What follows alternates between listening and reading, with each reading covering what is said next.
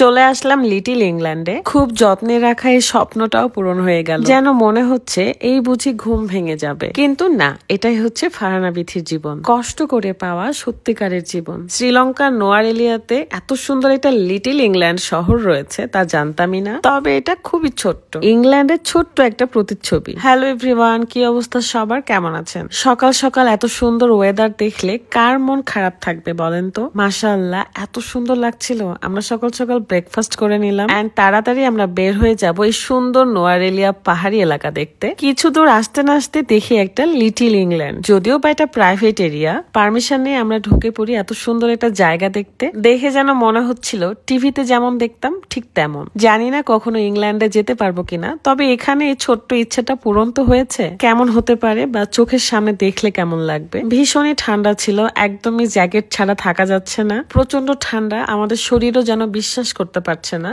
হঠাৎ করে গরম থেকে শীতকালে চলে আসলাম কিভাবে। এই কারণে সবাই অসুস্থ হয়ে পড়ছে এন্ড এখন আমার গলা যে ভাঙা, এটা আপনারা বুঝতেই পারছেন। এই প্রকৃতির কারণে অসুস্থ হয়েছি, কিন্তু এর রূপ আমাকে স্ট্রং বানিয়ে রেখেছে। এখানে আমরা খুব সুন্দর একটা রোমান্টিক ভিডিও করতেছিলাম। এরকম সুন্দর জায়গায় আসলে মন অটোমেটিক্যালি ভালো হয়ে যায়। তার মধ্যে যদি ফ্যামিলি, ফ্রেন্ডস কিংবা ভালোবাসার মানুষের সাথে আসেন তাহলে তার কথাই নেই। এখানে এসে এত ভালো লাগছিল, আমরা এদিক ওদিক ছোটাছুটি করতেছিলাম। এই মানুষটার জন্যই হয়তো আজকে আমি এখানে দাঁড়িয়ে আছি, আনন্দ করতে পারছি, জীবনের এত বিলাসিতা, সুখ দেখতে পাচ্ছি। আল্লাহ মানুষটাকে অনেক অনেক দিন বাঁচিয়ে রাখুক, আমার জীবনের অর্ধেক সময় নিয়ে নিক, সুস্থ রাখুক, ভালো রাখুক। বাই দ্য ওয়ে, আপনারা অনেকেই জিজ্ঞাসা করছিলেন যে আমার এই জ্যাকেটের দাম কত নিয়েছে। শ্রীলঙ্কার নোয়ারেলিয়া থেকেই নিয়েছি এবং এটা ফার্স্টে বলেছিল 17,000 রুপিয়া, পরে অনেক দামাদামি করে 12,000 রুপিয়া দিয়ে নিয়েছি, মানে বাংলাদেশি টাকা প্রায় 6-7 হাজার টাকা। মুস্তারিনেরও অনেক পছন্দ হয়েছিল, তাই সেও একটা সেম নিয়েছে। আর আমাদের মুস্কান আপু আগে কেনাকাটা করে ফেলছিল, তাই সে এই জ্যাকেটটা নেয় নাই, সে অনেক সুন্দর একটা রেড কালার জ্যাকেট নিয়েছে।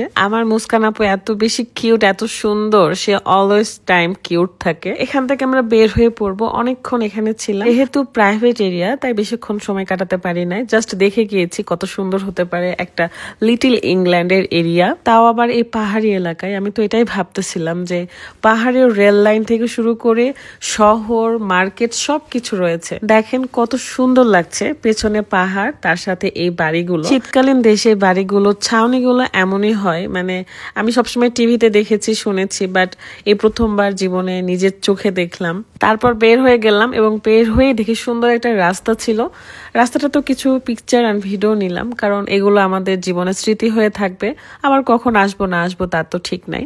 তারপর রাত হাসবা আবার 2টা জ্যাকেট নিয়েছে, কারণ তাদের নাকি আরো অনেক ঠান্ডা লাগতেছিল।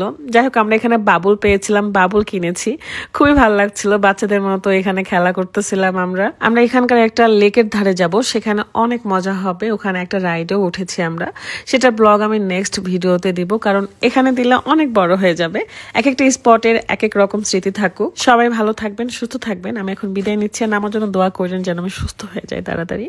সো ভালো থাকবেন, আল্লাহ হাফেজ।